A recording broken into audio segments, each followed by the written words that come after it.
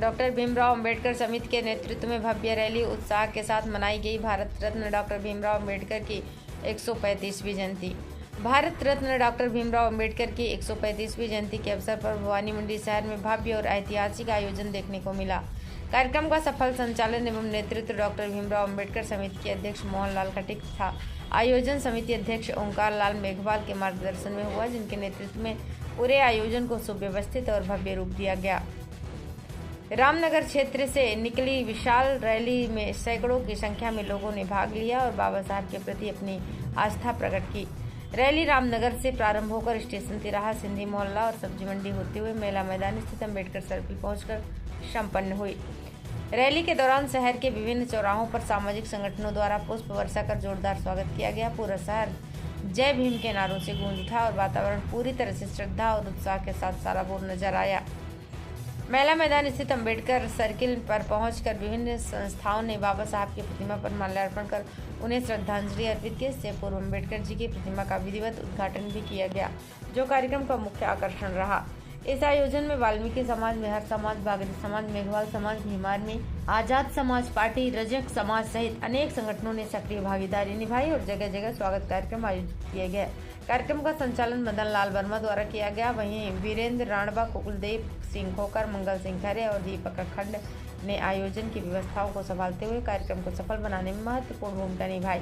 इस दौरान पूर्व विधायक मदन लाल वर्मा, चेतराज गहलोत, कैलाश बोहरा, नगर कांग्रेस अध्यक्ष विनाश तौलिया, अनिल मीणा, सुरेश मालवीय, सेवानिवृत्त प्रधानाचार्य, वीणा मेहरा, रामलाल वर्मा, सेवानिवृत्त प्रधानाचार्य, दुर्गा ठेकेदार, जाकिर मिंडा, राम वर्मा, चैन सिंह सिसोदिया, जोरावर सिंह चौहान, पन्ना लाल वर्मा, द्वारका लाल मेघवाल, दिनेश मेहर, ब्रजराज राणवा, डॉक्टर जीवन मीणा, मान सिंह जुझारू, राजिक अंसारी सहित कई गणमान्य नागरिक मंचासीन रहे।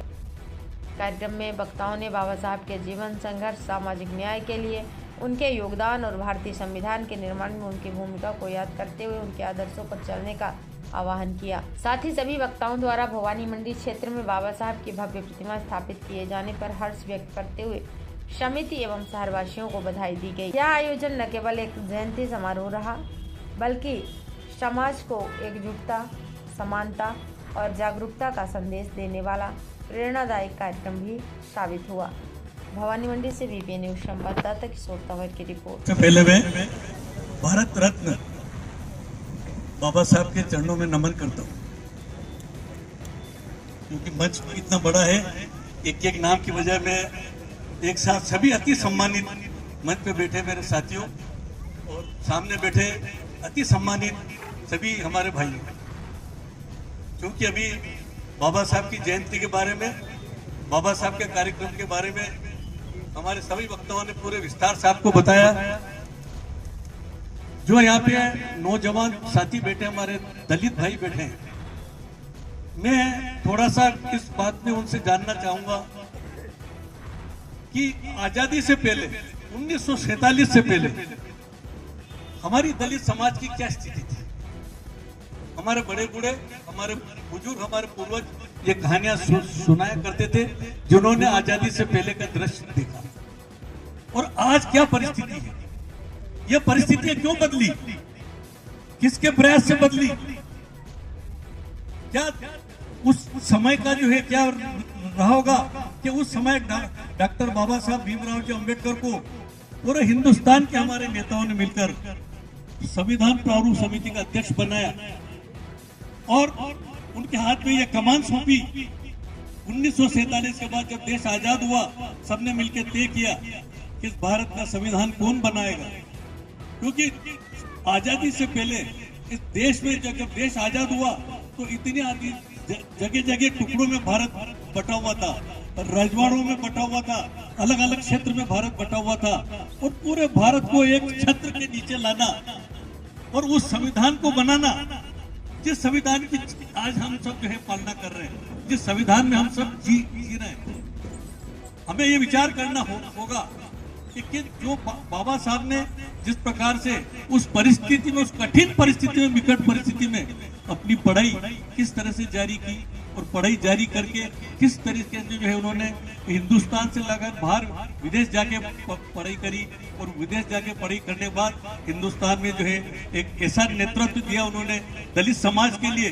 संविधान बनाने के समय इस प्रकार का प्रावधान किया कि जो दलित समाज आज हमारा है, सामाजिक समरसता, सामाजिक समानता, आर्थिक समानता, राजनीतिक समानता, सब प्रकार की जिस प्रकार की जो व्यवस्था थी उन्होंने उस संविधान में जो है अंगीकार किया। परंतु सामाजिक जो है हमारी समानता और आर्थिक समानता, ये दो शब्द ऐसे हैं जिसमें अभी भी काफी कुछ काम करना पड़ता है। दलित समाज पूरी तरह से सक्षम नहीं है आर्थिक समानता में, सामाजिक समानता में कुछ प्रयास करने की जरूरत है। और ये प्रयास कौन करेगा? ये प्रयास जो समाज का नेतृत्व करते हैं, जो जनप्रतिनिधि है, जो पढ़े लिखे अधिकारी हैं, जो हमारे साथी हैं, जो अग्रज हैं, ये प्रयास उनको करना पड़ेगा, तब जाके जो है उनको सफलता मिलेगी। बाबा साहब ने जब 26 जनवरी 1950 को इस देश का संविधान लागू करवाया और जो है उस देश के संविधान को सौंपा, तब उन्होंने जो है उस सभा में एक भाषण दिया था। उस भाषण का कुछ अंश मैं आपको पढ़ के सुनाता हूँ। संविधान चाहे कितना ही अच्छा हो, यदि उसे लागू करने वाले लोग अच्छे नहीं हो तो संविधान जरूर बुरा साबित होगा, और यदि लागू करने वाले लोग अच्छे होंगे तो संविधान भी हितकारी साबित होगा। ये बाबा साहब के भाषण थे उस सभा में। 26 जनवरी 1950 से हम विषमताओं के जीवन में प्रवेश करने जा रहे हैं।